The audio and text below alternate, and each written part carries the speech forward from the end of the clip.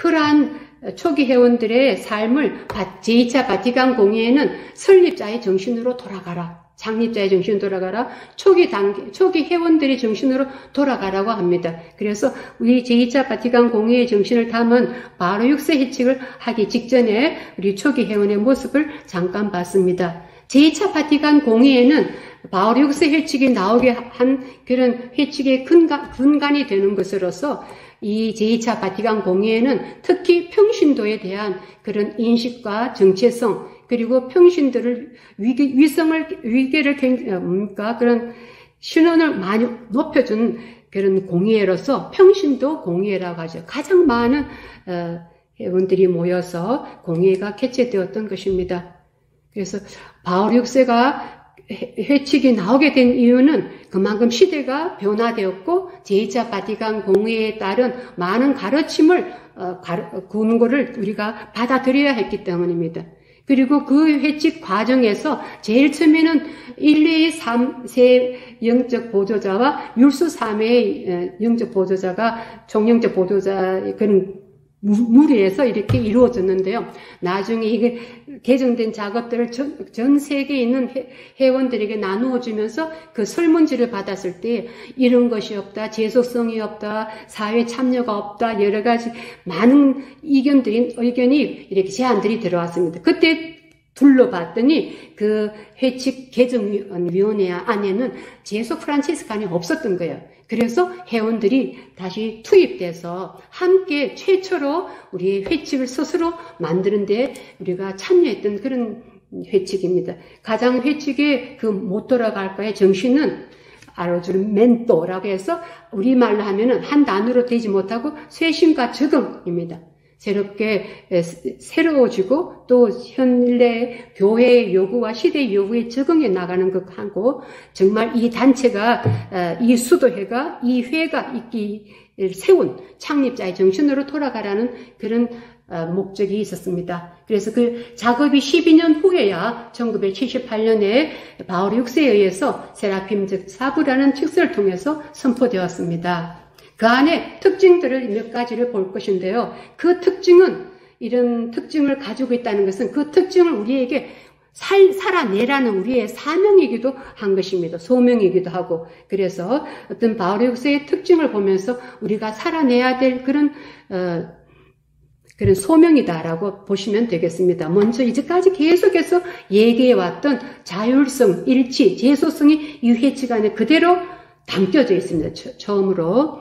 그래서 이것은 우리 회칙 2조에 나와 있는데요. 회칙 2조에 가장 많은 제속 프란치스코 회의 특징과 그런 정체성이 가장 많이 담겨 있는 조이기도 합니다. 그 안에 프란치스코 가족 안에서 고유한 위치를 가지고 있다라.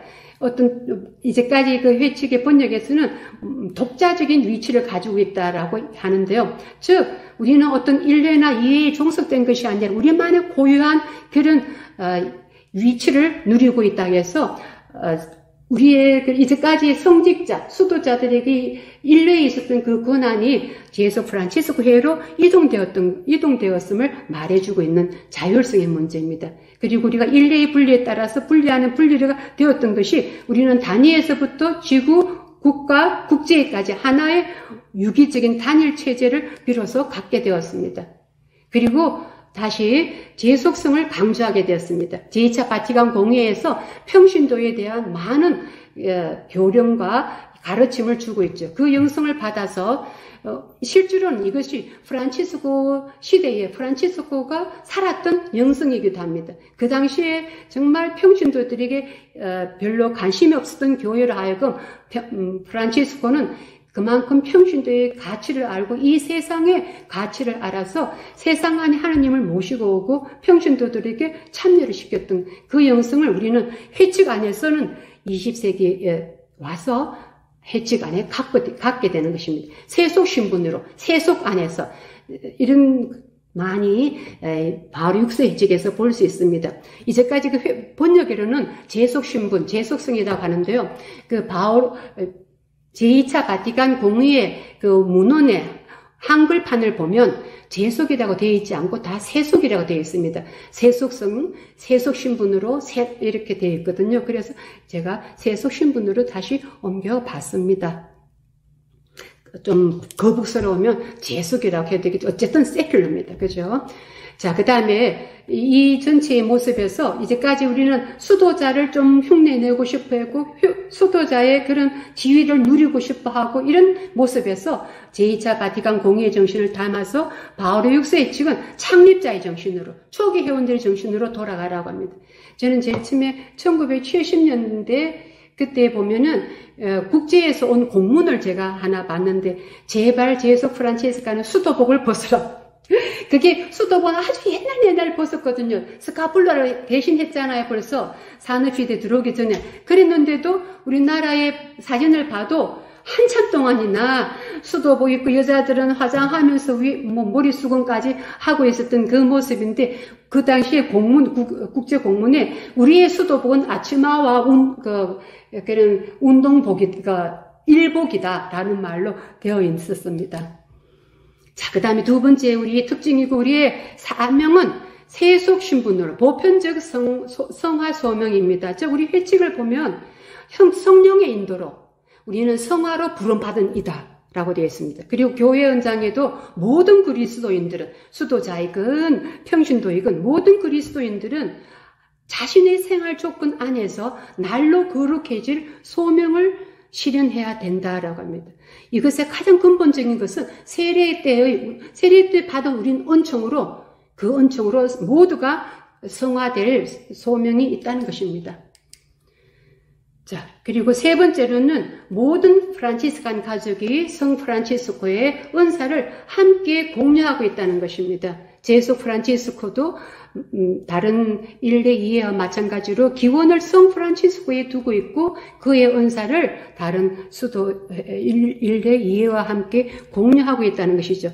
그 말은 우리는 수도에 딸린 그런 은사를 받은 것이 아니라 그 같은 창설자를 둔 같은 창설자의 은사를 받은 것으로서 많은 사명원들이 자기 스스로 비하시키면서 우리는 좀 등급이 낮은 프란치스칸, 우리의 서약은 조금 등급이 낮은 그런 서약으로 해서 서약하고도 많이 그냥 흩어지고 제속 프란치스칸으로서 이렇게 들어왔으면서도 그 프란치스코의 가르침과 은사를 제대로 살지 못한다면 바로 이 퀴즈를 생각해 봐야 되겠죠. 네 번째는 우리가 가장 제2차 바티칸 공의회라는 전례가 많이 강조되고 세신되었지만 여기에서는 이제까지 많이 강조되어 왔던 기도, 개인 신빈 생활, 전례 활동 이런 과 사도직 활동이 정말 잘 균형 있게 조화를 이루어야 된다는 것이 새롭게 강조되고 있는 겁니다. 내면적인 자기 성화와 가난한 이웃 안에서 그리스도를 보고 그 복음화를 이루어내는 사도직이 하나가 되어야지 올바른 완도로 나갈 수 있다는 것입니다. 이것을 강조해 놓은 것이 회칙 사조의 한마디면 됩니다. 복음만 우리가 살고 기도할 것이 아니라 그것을 삶으로 실현해내고 다시 삶에서는 다시 말씀으로 돌아가는 이러한 것이 이루어져야 된다는 이야기입니다. 그래서 이러한 특징을 우리에게 또 사명으로 주면서 바오로 교황님은 에릭 프란치스코와 우리에게 대해서 이렇게 말씀해 주시고 있습니다. 프란치스코처럼 주 그리스도의 모습과 복음 생활의 양식을 더 생생하게, 더 비슷하게 보여준 사람은 아무도 없다고 생각합니다. 그리고 지금 800주년을 맞이했잖아요. 50년 전인 제속 프란치스코의 설립 750주년을 맞이해서 바오로 6세는 우리들에게 이렇게 칭찬이면서도 하고 또 우리에게 요청이기도 한 말씀을 하십니다. 나는 제속 프란치스칸인 여러분들을 신뢰합니다. 왜냐하면 여러분들이 가난의 모범이기 때문입니다. 프란치스코를 닮아 가난의 모범을 보여주기 때문입니다. 그리고 나는 여러분을 신뢰합니다. 바로 여러분들이 그리스도의 십자가를 사랑하기 때문입니다. 지금은 많은 사람들이 십자가 없는 그리스도인 생활을 꿈꾸지만 여러분들은 그리스도의 십자가를 잊어서는 안 됩니다. 라고 강조하고 있습니다. 또한 나는 여러분들의 충실성을 신뢰합니다. 나는 여러분이 항상 나와 가까이 있으면서 성 프란치스코와 함께 그리스도의 교회에 희생적인 지지를 보내주기를 희망합니다. 라고 우리에게 요청하고 있습니다. 즉 성프란치스코가 교회에 얼마나 충실했고 순종했는가는 우리는 다 알고 있기 때문에 우리들의 후예에게도 교회에 가까이 있기를 원하시는 겁니다. 이제 제가 그 사이에 제수 프란치스코의 바울 6세 해칙에 대한 여러 가지 해설과 묵상을 모아서 좀 번역하고 엮기도 했는데요. 거기에서 참 우리 해칙을 아름답게 묵상했던 베네퐁크 신부님이 우리나라에도 영적 보조자로 오고 미국에서도 오랜 시간 동안 영적 보조자로 계셨던 베네퐁크 신부님인데 지금은 몇 년 전에 돌아가셨습니다. 그분이 그 묵상글을 마지막으로 이렇게 하면서 우리들에게 당부하고 있는 말씀을 우리가 이 800년 역사의 마지막 그런 좀 말로 대신하겠습니다. 참된 회칙은 글이 아니라 사람들입니다. 회칙 자체가 아무리 훌륭하다 하더라도 그 해설이 아무리 매력적이고 확신에 차 있다 하더라도 제수 프란치스코의 삶의 참된 시험은 바로 그 회칙을 구현하는 사람들입니다. 라고 해서 회칙이 잘 됐다, 해석이 이렇다가 아니라 그것을 얼마만큼 살아내느냐 하는 그것이 우리에게 달려있다는 것입니다. 그래서 우리는 모두 함께 행동하는 프란치스칸이 되어야 되겠습니다. 그리고 많은 역사가들이 초기 회원들과 함께 제수 프란치스코 회에 대해서 말씀했는 것을 간단히 읽고 끝낼게요. 어네스트 르낭은 말하고 있습니다. 그리스도교가 생긴 이래 프란치스칸 운동이야말로 역사 안에서 가장 위대한 대중적인 성취를 이루어냈다. 샤토브리앙은 말하고 있습니다. 성 프란치스코는 그리스도 교회에 있어서 거대한 발걸음을 내디딘 업적을 이루었다. 그가 이룩한 업적이란 일반 대중을 신앙으로, 종교로 인도하는 데 성공했다는 것이다. 여러분들이 잘 알고 있는 폴 사바띠에는 이렇게 말합니다. 성 프란치스코는 13세기의 교회를 구해냈다. 그의 정신은 그때부터 현재까지 놀랍도록 살아있다. 오늘 우리에게 그가 필요하다. 우리가 진실로 원한다면 그는 분명 우리에게 되돌아올 것이다. 그리고 제2차 바티칸 공의회는 그리스도인들을 세례의 은총에 기초하여 아무런 구분 없이 보편적 성화로 부름받았음을 확인하고 있습니다.